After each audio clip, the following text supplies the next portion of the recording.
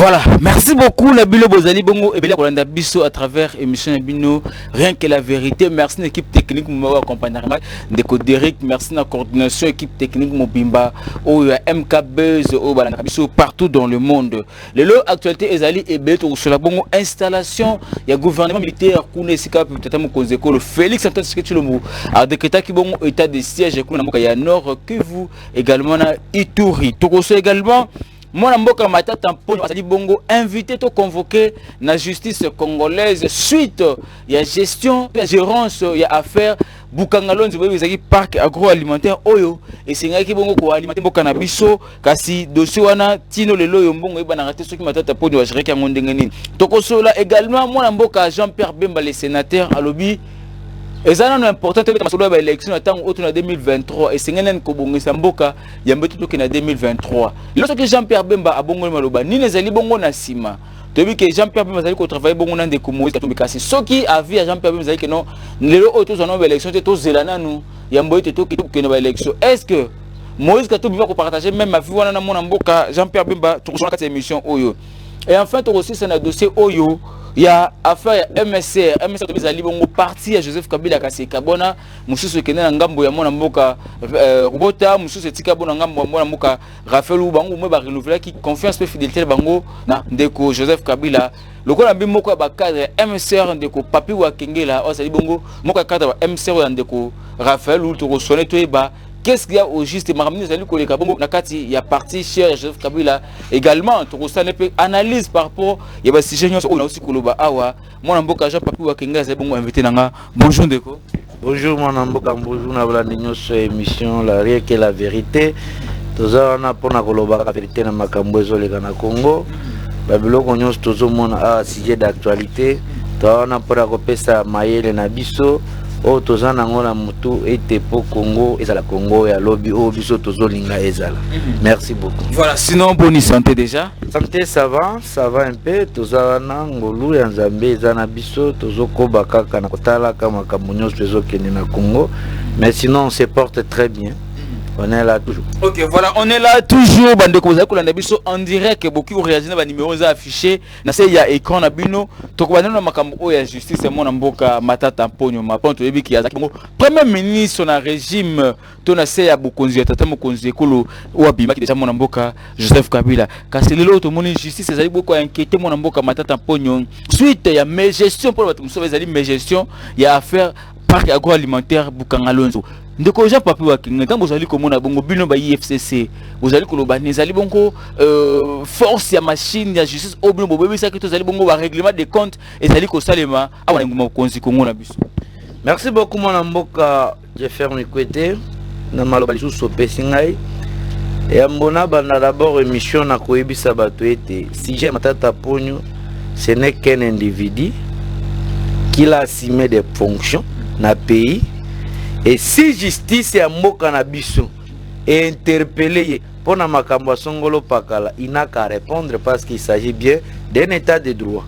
Oyo tozoyo ka slogan état de droit, mais kokangaka batu, komemaka batu na babiloko place bazokende, mais réaction ya babiloko wana pour na bénéfice ya population na mona ezate.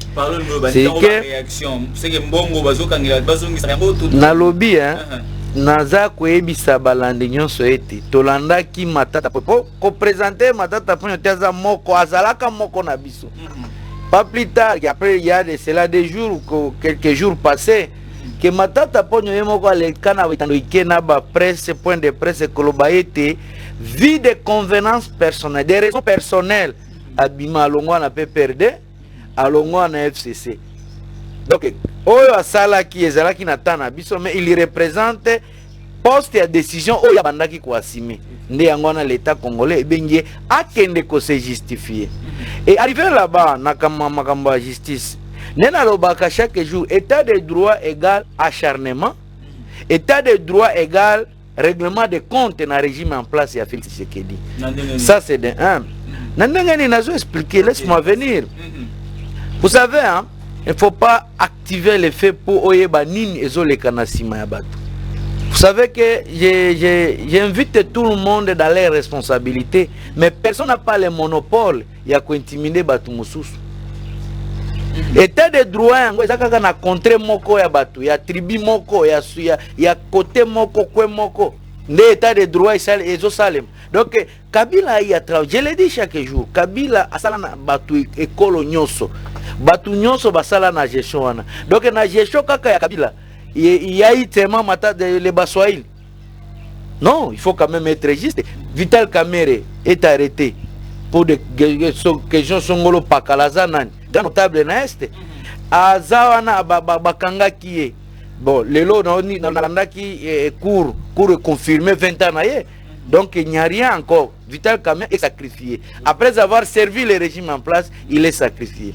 Et aujourd'hui encore, vous revenez à prendre Matata Ponyo. Matata Ponyo aussi, c'est un grand notable à l'est du Maniema. Mais c'est pas congolais. Cause la notable est tous on a lobby état de droit, état de droit exacté na côté moko. Pour na ethnie, pour na tribu non. État de droit exact l'ensemble ya batu ya ba congolais nyoso no. O ba sala ki mabe. Oyo bakoki ko répondre na justice na bango bakoki ko répondre.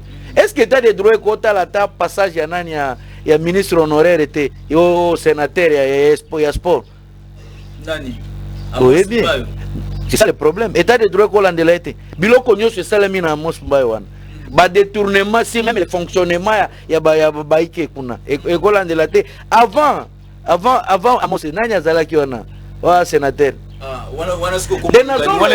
Ozo déclenché il y a très vite on nini ezaki le sénateur Denis Kambayi mutu nyonso azolela le retour de Denis Kambayi. L'état de droit est fait rétroactif et actif.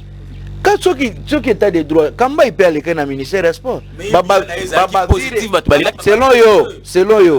selon yo bana maina sport bazoli la tiboy état de droit yango kinke mulumba ba fibre optique. Donc état de droit côté moko. Non, quand même il faut être juste. Moi je n'encourage pas biloko ako soki muto aibaki azala jijete, mais je dis que l'état de droit doit traiter, doit faire travail d'une manière générale.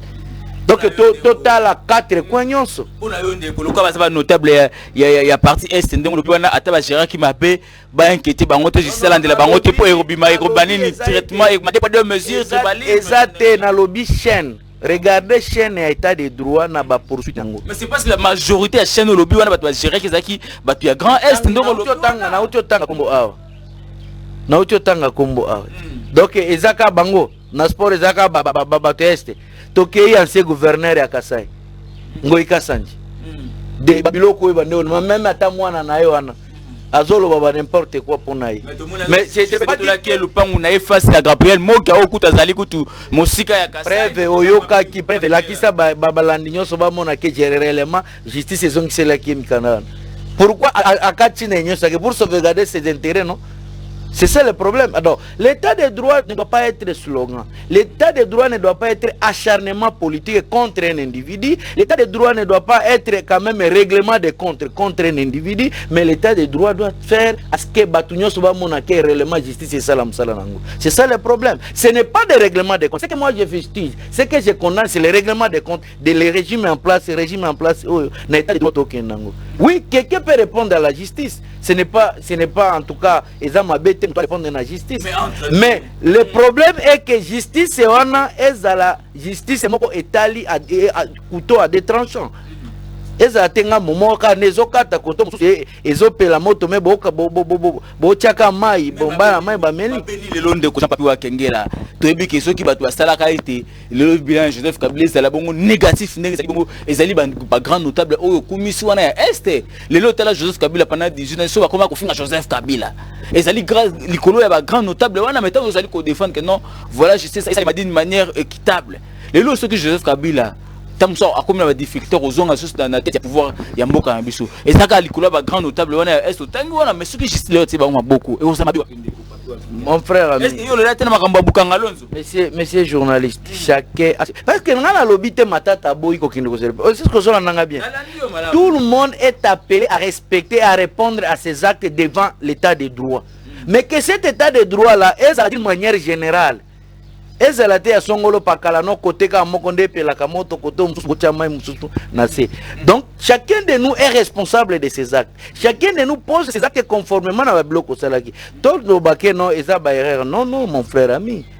Qui t'a dit que non Kabila a échoué à 18 ans? Arriver à pouvoir en place, c'est pour corriger les erreurs de Kabila. Mais erreur en onde bozo kendaka kosalaka biloko congolais se retrouver. C'est ça ndeko corriger erreur. Et mais pourquoi les gens se lamentent qu'en 2018 il faut Kabila bilan de 2018 il faut le retourner, il faut qu'à Moutou 2018 à Salana ni 18 ans il faut Azonga dans 2 ans. Mais vous allez faire nier par rapport à 18 ans Batoubaï non réellement pouvoir pour ça la makambo population en a besoin. Bozo sala biloko population na biloko bozo sala la population il y a depuis 100 jours depuis 100 jours non toke na trésor public ba banque ezali na yebisa ko chaque jour oh soki ba biloko vital camera bakanga yango monisanga ta document moko toza devant écran luka document on a balobi ke non voilà les biens de vital camera saisis par la justice congolaise tozong chango na trésor public. Mais tu veux dire que en acharnement, bakangaki camera nde bango ba promouvoir bango na cour constitutionnelle. C'est ce que nous sommes en train de dire que non, c'est un régime séparé. C'est un régime qui prend la division au sein de la communauté. Or, Congo et Kotikalaka ini c'est tout le plan. Mais le régime en place a montré face du monde que non, et un régime divisé trop tribal. Ok, voilà, merci beaucoup. To senga soutenir bandeko na justice. Tango bokangi loko ya mutu, po ite bozongisa ngona trésor public ko a détourner kimbongo. Bobi misaka pe ba document na ba mona ka po emeka mpe ko longola ba zone d'ombre oyo. Mais moi na mboka Jean Papa Keto ko ti bona deuxième session na biso. Réaction de Jean-Pierre Bemba le sénateur azali président national MLC. Alobi tozana na ngonga ya kobeta masolo ba élection te na tango oyo. Mboka ezali ko klende esengeli ko bongisa na makambo nyonso ya mboka ya mboka to beta élection. C'est que na 2023 attention élection za na ngote e causer problème te za na bino meto FCC ezali causer ata mususu maponami ezala bandeko ya la muka za bandeko nyonso to bongisa na mboka ensemble pour que to beta masolo élection ta 2025 pe ezala pe problème. Eza avis nae.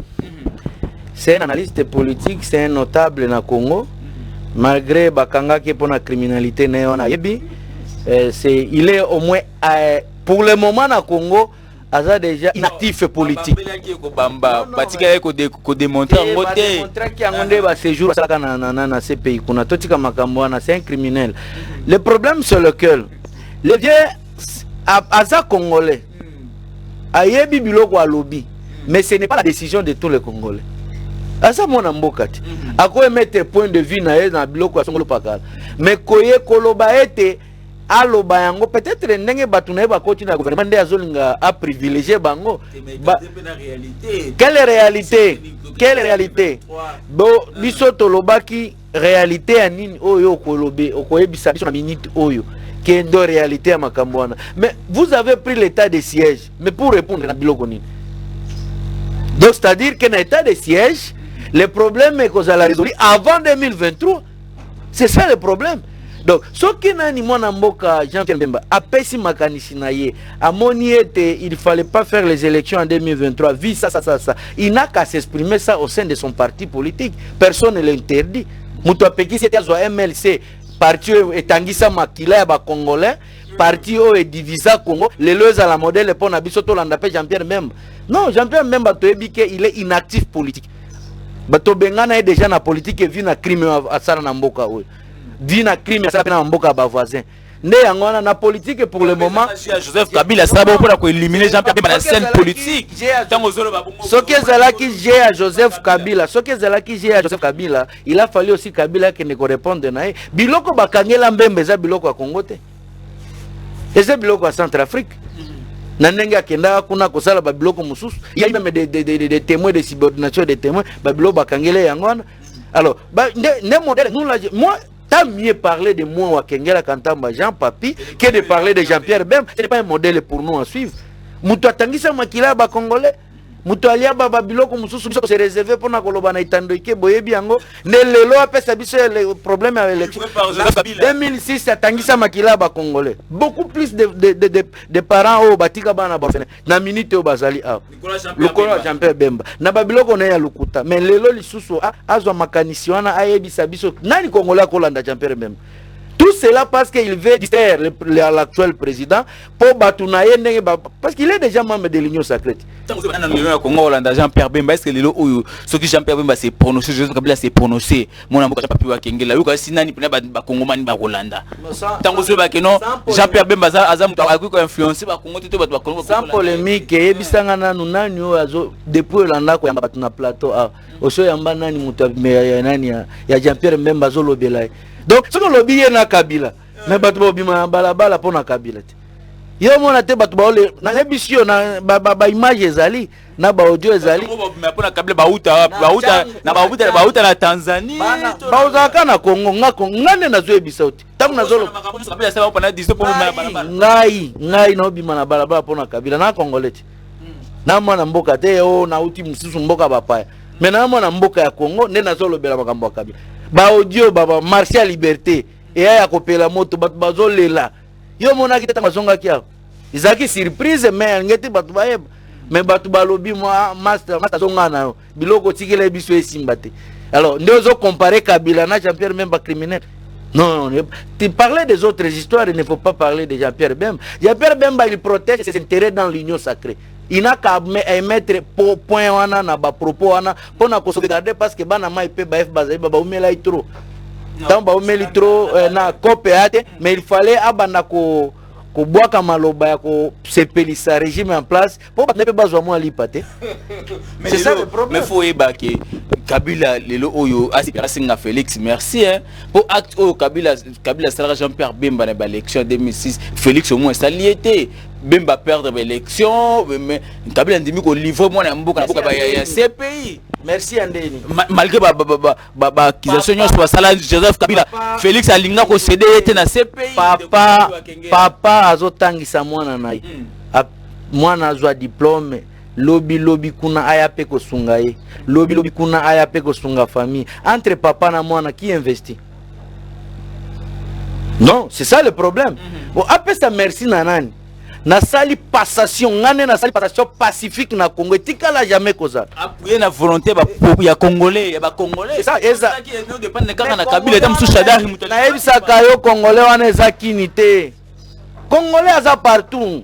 Nous sommes dans une république qui a 26 provinces. Il y a une province qui a bloqué tout le monde à Kini Zalagate. Il y a un solo. Tel que dans la province Maniema. Maniema n'est pas membre de l'Union sacrée. Et tu n'as jamais au côté de l'Union sacrée. On est à la Kamalo. Pendant que Babloko pour preuve un projet il y a gouvernement ou il y a Sam accès à ta mokweza na Maniema te agenda ya Sama Maniema ezate. Parce que tous les notables maniémiens, batikala jamais que ça la mot pour na makambo union sacrée. C'est-à-dire il y a des provinces où on peut citer les noms de l'union sacrée, ça passe. Na boyebi kuna na ba bloc boyebi, mais il y a dans d'autres provinces on voit que non, c'est un vide par rapport à la conception batu babande ko. C'est comme merci à nini mutako pesa. Ngane na sali yo ozal. Sur quel plan vous reprochez à Kabila qu'il avait non et à koke na CPI? Plan nini? Mais Batunion Kabila bimina kati rapport mapping chaque jour que rapport mapping wana eza rapport des problèmes pas créer des réseaux sociaux pour avoir l'attention des gens. Na kati mapping comme Kabila naïf ça qu'on noir sur blanc comme eza répertorié na réseaux sociaux bo bakanga nani bakanga nani na République de Roger Lumbala ndenge nini kasi. Mais Roger Lumbala il est responsable de ces actes. Il n'a qu'à répondre à cela. Rapport mapping, ils allaient lisser moi créer un réseau social pour attirer. Mais pour attirer parce qu'il politique kanambe. Au bozolo ba yende de lobakawana. Mais na kati Kabila. Ndenge biso to mona na ebima na rapport mapping. Mona lobis ko na Kabila ya benga na Joseph Kabila Kabila. Atikala jamais ko benga na Kombozolo. Bonena lobaka ba rapport mapping wana to tika pe. Mais s'il y a des problèmes, s'il y a quelque chose qui touche à la personnalité de Joseph Kabila, c'est Kabila lui-même. C'est la justice congolaise qui va faire son travail. Mais la justice congolaise tine na minute autozoloba. Et monia telo comme côté au kanga sénateur à vie. Et monia telo monté au kanga président honoraire Joseph Kabila. Mais totika makambo wana ele kanango oyo Ce qui est comme monaka, biso toza on a pour défendre loko. Voilà, mais puisque le but que manier mais ils a intéressé même pas la carte il y a cahier de charges, il y a gouvernement Samaluko oyo. Tungu to ba mwana mboka Jean Papi wa Kengela. Destitution ya de Joël Kabila na tête ya Tanganyika, c'est dû à quoi? Destitution ya Joël Kabila na zo acharnement politique. Parmi les gouverneurs au Bazala qui n'a topé na union sacrée, ce qui réellement de Joël Kabila, Azala qui contre le régime en place, il ne veut pas réaliser Babilo Kwazo réaliser na Tanganyika. Informer gouvernement central. Pour le bien de la population, non, il y a une politique gouvernementale qui est entité décentralisée écosale, juste informer. Nazo salanzela. Nazo salanzela pona bien ya province. Na salinzela te pona ekende place mususu na bien na ngai. Eza bien privé te. Eza bien ya peuple congolais. Parmi les gouverneurs, je donne par exemple sur 26 provinces, nouvelle province oyo, toza nango créé. Mais il n'y a que deux. Oh bah c'est vérité. Bah gouverneur il y a Mouyej et il y a Joël Kabila. Bon, dis-moi les députés ont reproduit. Tika makambo na babilo na to bimakanga na wasoto sisi emission to to bimate maiza poto sote to benga bana mai ba mabiso na mukongo bana gentini ko bilambaka nga soto tanga gouverneur babilo ko na ba gentini to tiango mpanzi parce que to rozwa te gentini boena zoe boy to mona to comparer bango mimbale non parce que des actions concrètes monanaka Joël Kabila l'union sacrée et qui comme ma volonté à la population pour imposer ce qui n'est pas imposable. Bozui Joël Kabila. À cause de $20 000, les députés ont trahi leur son. Il y a des numéros, on a des signatures. Destitution de Joseph Kabila, il y a Joël Kabila. Tout ça en direct, et si qui va tout ce qui est nini. Les députés ont destitué Joël Kabila, $20 000. 20 000. Dans 2000 plutôt, pas 20 000. $2 000. $2 000. $2 000, baliste ezali na ba numéro na bango ba téléphone, na biso politique et mystique. Na ba numéro à téléphone, na ba signature. Na na pesi $2 000 en cas. Union sacrée. Tu dans ko pesa ba élément, o pesa balandi, ba olandango. Ba élément ezali. Na Félix mzazote na corruption na union sacrée, 2000 par tête. Baza 13. Na liste ezali. Na pesa olexela balandi balandango. Na ba komo na banga numéro de téléphone ba obenga banga. Soka za bongo ndeko nana pesi $2 000 pour Félix azotelemela corruption. Tolobi union sacrée tango ba député investir tango ba investir ba député national ba investir gouvernement ya sama bazoe combien.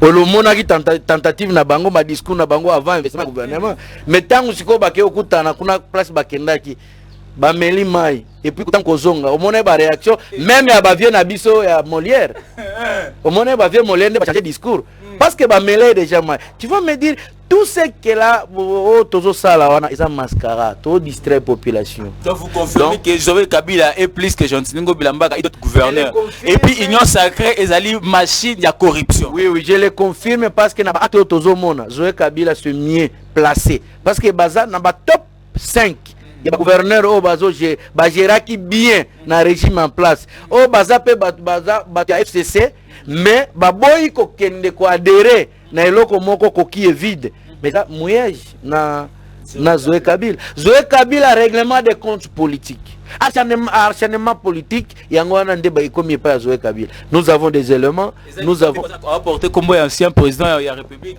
à la gestion toza mutu na parana iti ezabo était tout ça la politique parce que yo père na za kombo mususu nde toina. Et ce problème familial était. C'est un problème de l'État congolais. La gestion de l'État congolais. Ce n'est pas à dire que non, parce que famille. C'est un problème de la famille. Et la famille n'a pas besoin de minute Congo. Ceux qui m'ont dit ça, mais encouragez-le.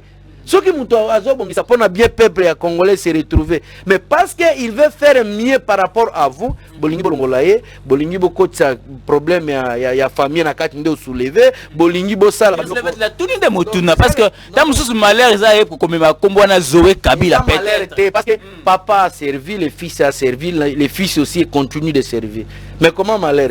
Naïbe sakao chaque jour que musée a sala 2 ans batu balela ekuto aleka taba président africain tangu liwana ekoma ndaka mission moto salaka na yo nde ba commentaire na se o ba ki balela ka musée kutu mutaboma ka mboka muta akoti favoriser ka infiltration ba rwandais eza peut-être eza batona ba histoire ya Congo bien te histoire ya Congo bien ba yebite omoni ngana to sa ngana bimina nute na poste songolo pakala nde lelo bato onima jour pe ngana ko bima ba ba mususu na identité na ngaka nde bakobanda ko attaquer. Donc problème et originalité, il faut dépasser de cela. Okay. Il faut c'est lui qui gère, il faut l'apprécier. De la manière dont Union Sacrée sali na Katanga na Tanganyika, donc c'est une manière déplorable. Déplorable sur tout le plan. Et même si magie. Mais pourquoi na makamu nzuzo leka oyo olobi ba acharné mais aussi ma contre ba grand notable est ba ko destituer ba gouverneur ba zali ko kanga wa gérer kina kala mais aussi ba mususu mais Joseph Kabila juste azo garder kaka silence.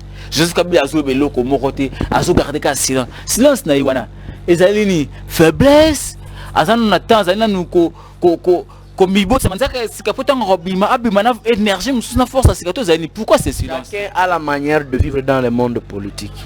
Et ça batunyo sotende ba il faut aza la charlatan. De tout le monde a bari en place lelo. So yemoko aza mutu aza na poste songolo pakala yemoko mais à se faire comme porte-parole pendant que ba porte-parole bazon. Na ebsaka na auto na loba isuna émission moko abo. Vous voulez que Kabila parle quoi? Aloba nini? Je vous ai dit ici, celui qui a vu le père a vu le fils. Celui qui a vu le fils a vu le père. Celui qui a vu le père a vu le fils. Donc le monde n'a pas pu voir le solo belaboé. Donc déjà on a idéologie la Kabila alobanine. Pendant que Tozawana biso bakadre MC dirigé par secrétaire général Raphaël Loululunge. Biso neto ye tozoloba pona Kabila. Mais yo ngisu Kabila ndeni yemoko aleka Nil ne va pas aller, Nil n'arrivera pas chez mon père sans passer par moi. Mais Kabila zawana, biso tozawana, tozoloba, mais Kabila ne zoloba. Les chefs parlent quand il y a des réactions qui dépassent ses disciples. Ses disciples sont encore là. Biso ba disciple tozawana. Réaction mususu, action mususu te l'équipe biso papa ya kosala. Voilà, merci beaucoup papa Rosala Nini. Au moni Jean Papou Kengela, fils à Kabila aux années Moni Kabila Moni, le CG Raphaël Oulouya, MCR Nangambu Joseph Kabila. Lelo Ozali, installation officielle gouvernement militaire de Jean Papou Kengela. Depuis le chef de l'État, l'actuel Félix a décrété qu'il y a un état de siège. Bazali beaucoup installé gouvernement militaire. Est-ce que la nomination va être nommée wana toka que le Soudan soit capable Kabila bazaba rwandais les lo va nommer bango va comme ba gouverneur militaire ba miso ba poste oyo ça était ba assumer état de siège na Nord Kivu également na Ituri ndeko tango tozana match système de jeu et ko changer na catch ata entraîner na pesimo ba joueur bazana conception mususu ça c'est de 1.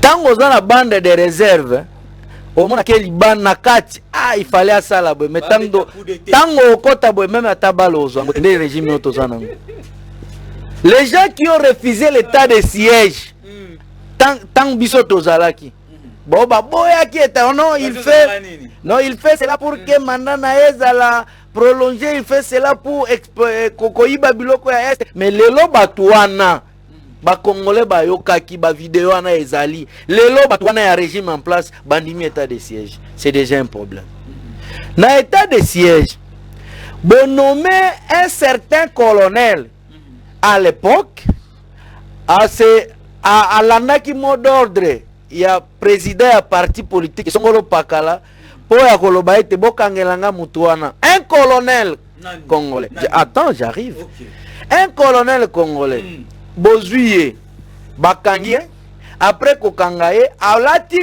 port et à grade illégal comme lieutenant général les lobo pays bo mission na prison la tie grade wana to mona été na babiloko mususu to yebieka na grade de colonel bo pesi poste ya commandement ya Ituri mais c'est-à-dire les généraux de l'Ituri par rapport à na donation automoni kolo et otioleka ngai problème état de siège c'est si c'est pour le bien des peuples congolais, nous encourageons. Voilà. Si c'est le bien, mais moi je vous le dis, j'ai fait mes analyses. Nous avons changé que le commandement. Au commandement civil, les alaki na tête, et l'ongwe, tozongisi commandement militaire. Mais tout en sachant que deux personnalités civiles militaires, Babanaï travailler en collaboration pour le bien des peuples congolais. Ça c'est de un. Deuxième élément, mon frère ami. Militaire, on a commissaire, gouverneur. Mais même militaire, on a des azalaki na front. Oui. Même militaire, on a des azalaki na front. Disons, la zone de défense, n'a partout là. Moi, je vous ai dit, je connais bien Ariwara, je connais bien Tchonga, je connais bien Babiloko Moussous, Bamambasa, place Babaere, Wanezo Salem. Partout vous passerez, vous verrez toujours des militaires avec les armes. Naba entité moko ya coin. Mais militaires, wana, beaucoup missions de commandants.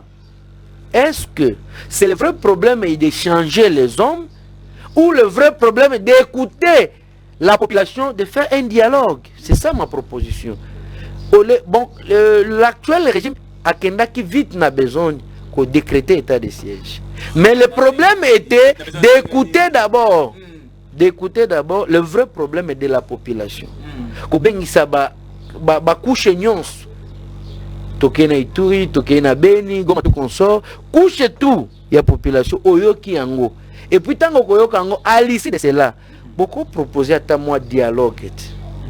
Pour la décision à la hâte. Vous proposez dialogue entre les notables. Parce que quand vous appelez Jean-Pierre Bemba notable, il soulève les problèmes à l'élection à la en 2023. Mais à l'obini ni pas makambo état de siège. À l'obini ni pas makambo est makila ezotanga makuna rien du tout. Donc c'est quelqu'un des intérêts. On ne souhaite pas que cela arrive, mais état de siège n'a pas de parce que même la mato bande olata, même la mato zanango, changement exact.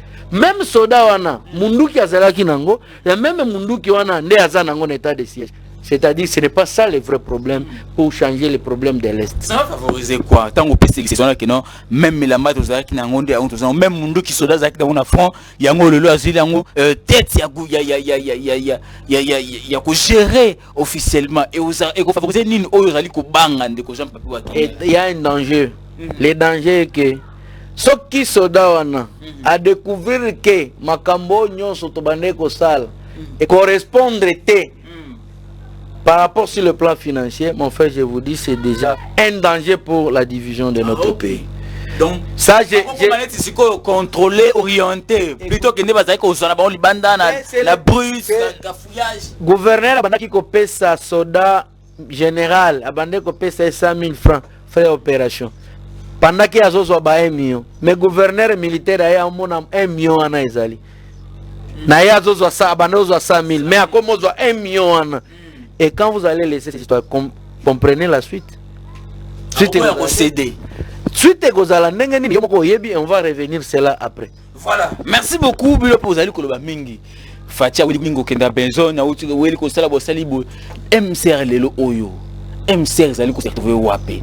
Yandeko Raphaël Luluto ezi ngambu yandeko robota poto moni na boulevard national o MCR yebana partout. Ba longoli photo ya Kabila ya mukie, ba tie photo ya Félix Tshisekedi ya munene. Te ebite ndeko Jean Papi Waki. Photo ya Kabila bilo kotaka ya muke na boulevard wana MCR parti ya Kabila. Botaki photo ya muke meto moni mwana mboka robota ye akomisi yango ya munene. Atie photo ya Félix. Malamboka.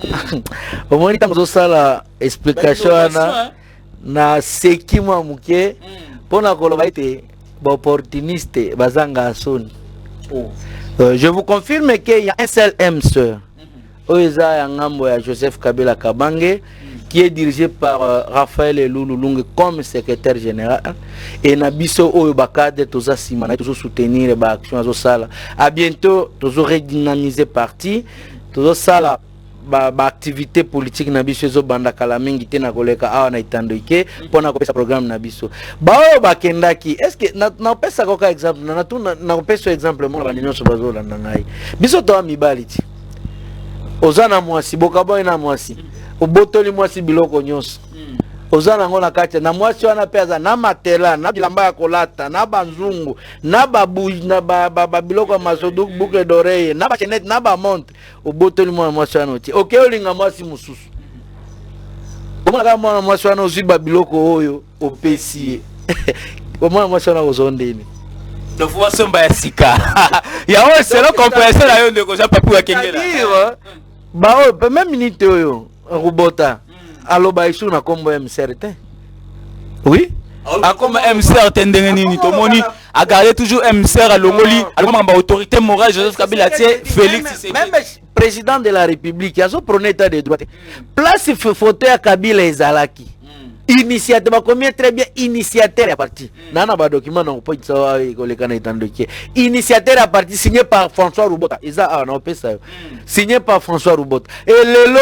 oyo bolongo la photo ya Kabila batu nyonso bayebi na batu nyonso bazoyeba awa ete MCR eza Joseph Kabila selon disposition statutaire na biso na droit état de droit tozana ngo o président de la République azo prôner mais amona lobby kuna chef de l'état aleka kawanati Félix amon la peno place batiaki photo ya Kabila balongoli ya Kabila batie donc ape papi son na l'équipe président de la République balongoli ya président Fachi batie ya ngai tu vois que les hommes passent mais les institutions restent Kabila peut passer mais MCR éthique à la Félix non il y a des statuts. Vous savez que nous sommes dans une république dans un état de droit. Un état a des soubassements juridiques. Okay. Donc c'est le texte qui régit un état. Test et ça a été fonctionné dans la normalité des choses. Alors ceux qui te montrent Magamboana, ils ont son nippon abisso. Son nipenza. Ils ont profité de l'intérêt de l'union sacrée. Non, je vous dis clairement que le photo Kabila, il faut Félix. Il y a mon nom mabé. Président Félix, non, nous devons respecter la déontologie, nous devons respecter la philosophie et nous devons respecter les statuts de chaque parti politique. C'est ça la valeur de l'homme. Voilà. Donc, au basculer quand, et ça, aux gens libres. À des gens dans un parti politique, c'est libre. Débat aussi est libre. Au cours qui est d'ailleurs, François Lubota était. Au cours de la des gens na côté ya IDPS, au qui est na INC, mais laissez le parti de Joseph Kabila Kabange libre. Il est le seul initiateur du MCR. Et c'est lui le patron. Il a désigné aujourd'hui camarade de Raphaël Loulou pour na koyeba ete lobby kuna parti ba ete ko banda ba activité na bango. Ne ngono zomo na Rubota azolobela lisusu te makambo ya MCR. Il y a comme kaka selon IADRP. Et to di ete poste oyo Rubota azwa na azwa ngona kota MCR te. Ba député kuto MCR bakachaki bakomolela.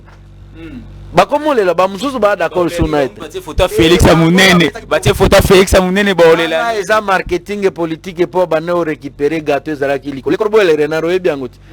Mena minute osoka isusu azoloba loba. Parce que MCR eza na origine nango, MCR eza na mukolo nango, MCR c'est d'époux Joseph Kabila Kabange. Voilà, merci beaucoup aussi ça na sujet oyasuka mwana mbuka Jean Papu wa Kengela, otanga vous allez quand même un universitaire et oyebi ba souffrance otomona biso ba ancien universitaire na mangutaki bongo ba syllabus. Et voilà qu'enfin le chef de l'État mardi à Sola Kibongo n'a pas été belé à Tamboula qui na Tamboula qui na eu na IPN na Tamboula na INBTP à Tamboula qui na institution sous Mboka na biso awa à la sengi na ba enseignant à sengi ku tout à kati makamba ya ba syllabus alors ba tika makamba ko teka ba syllabus c'est-à-dire ko tia ba kongomani et surtout ba jeunes étudiants na kokoso pour na yo mona qui décision na loba il faut éviter les discours populisme.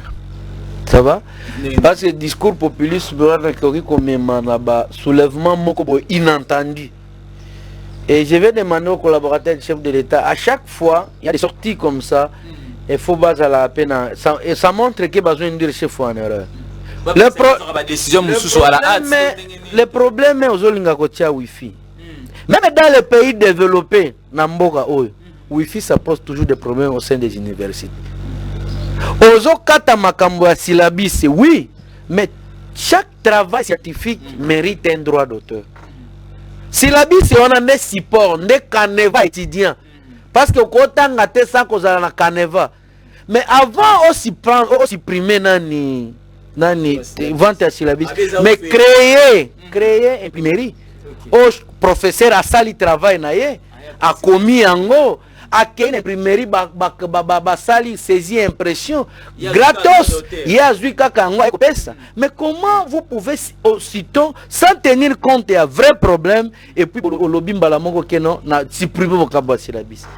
C'est déjà créé un conflit au sein des institutions universitaires. Et il y a certains étudiants bango nde bakadiri ya lobby sans analyser bazo finga ba professeur. Ça m'a fait mal.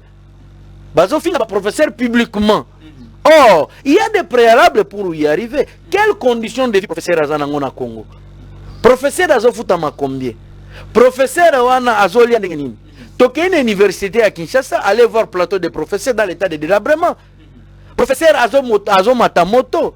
Professeur, il met cette intelligence dans un papier et il vous vend ça. C'est un support scientifique. Et dans les supports scientifiques, selon la loi et enseignement, ça mérite aussi un droit d'auteur. Parce que c'est un travail scientifique. C'est seulement une existence de l'État congolais dans certains secteurs. Une existence. Avant de réglementer le Wi-Fi, avant de supprimer ma syllabus, mais il a fallu d'abord régler le problème. Et ça a été syllabus a été comme. Parce que, dis-moi, la bibliothèque combien est dans l'université? Il n'y en a pas. Ceux qui ont continué à l'université, au moins, il y a des documents de là. Il y a des antiquités, innovation, exactement. Tokei, bibliothèque, dans l'université, l'imprimerie, il y a combien? Université à Kinshasa, là où j'ai fini, et imprimerie, ça combien? Ce sont des privés. Des bazos ça la makamona bango. Alors professeur azofuta mabiente, azui travail naie, azui bongo naie, oya ngaki azwa yango, asali sabana naie, atangisa bango, amelisa bango mai, mais azui travail wana ke o pese pas informaticien imprimante babimisi ba travail wana. Aye ko pesa yo étudiant. Mais c'est quelque chose aussi à féliciter. C'est pour dire que après si on est à 100%, mais à l'objet droit d'auteur, j'ai fait CP. Nazalaka CP. Donc nous devons avoir beaucoup plus de respect envers nos professeurs. Félix, c'est qui décision sans pour autant à la hâte, sans pour autant ça va étude.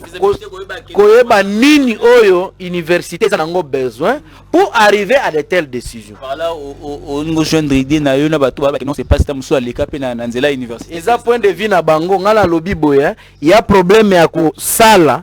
Koyeba problème nini avant la décision ba lobby eza bango ça n'engage que mais c'est qui si on dirait c'est pelifio to comme la souka mona mboka cha papier wa kenga message na souka na passage de émission na biso. Bon mais merci beaucoup d'abord na émission na biso qui est la vérité ezo pesa batu posa ya kolekaka awa po ba congolais nyonso na kati ya mboka libanda pe ya mboka balanda biso. Et je dis à tout le monde d'être serein parce que le pays est en danger. État de droit, et couteau à double tranchant. État de droit, bloc qui tribalo, technique et tout consort. Ezalaka côté moko. Mais état de droit, et ça lavement, et tikana, soubassement nango, comme état de droit dans le vrai sens. Et je suis cadre d'IMSR et je demande à tout le monde d'IMSR d'être serein, fidèle. Et fidèle, nous sommes à Kabila, Bazalaka Kawana pour. À bientôt, nous allons faire notre retour politique triomphal. Voilà, merci beaucoup. Bientôt là, MCR, comme Raphaël Loulou, Bazaibo, Ngambuya, FCC, avec comme autorité morale, Kabila.